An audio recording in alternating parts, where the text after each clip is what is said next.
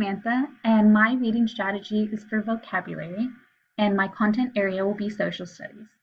So my strategy came from the Reading Strategy book by Jennifer Saravalo. It's amazing, by the way. And the strategy I chose is called Know the Word, Use the Word. So when completing this, students will find a word from their reading, their textbook, whatever they want. Then they will try to figure out the word from context or look it up from an additional source. Then they can save the word, whether it be like in a notebook of some sort, whatever works for the student. And then they use the word in their daily lives. So whenever they're talking to their friends in the classroom discussion, in their writing, at home, just whenever they get the opportunity to. So some strengths of this strategy is that students are learning and that students have control over what they are learning.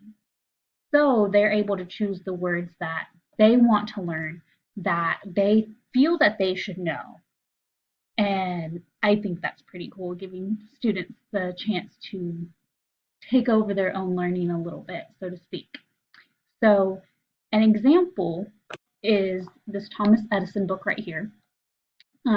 Say a student is reading it, and it says, I used to feel that teachers did not sympathize with me, ... Well, a student can go, not really sure what the word sympathize means, so I'm going to choose this word. Then they can go, oh, I understand what that means from context, or they can say, I'm still a little confused, so I need some additional help. They can go to a dictionary and look up the definition, or even if you have iPads in your classroom, whatever resource the student has, computer, anything. And they can look up the definition, which is to feel sorry for another or to share in a feeling. And this word is also a verb. And then once they become a little familiar with it, they record it.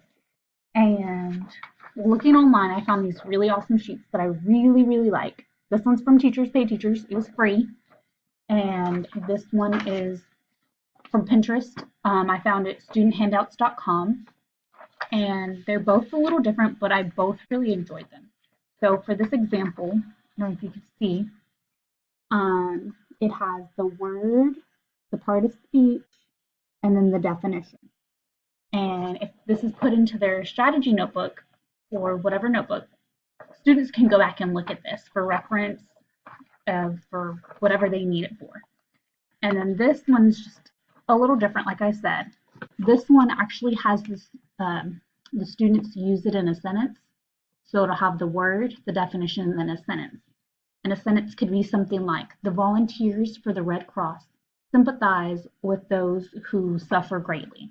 Something kind of like that. And so, again, I just want to reiterate that this strategy just seems really great to me. It really stuck out because as a student in a classroom, getting to choose your own learning, getting to be able to have a little freedom to pick kind of empowers the students a little bit of confidence can be given to the students through this. And also as a teacher, you can kind of see, is there a certain kind of word that specific student is struggling with?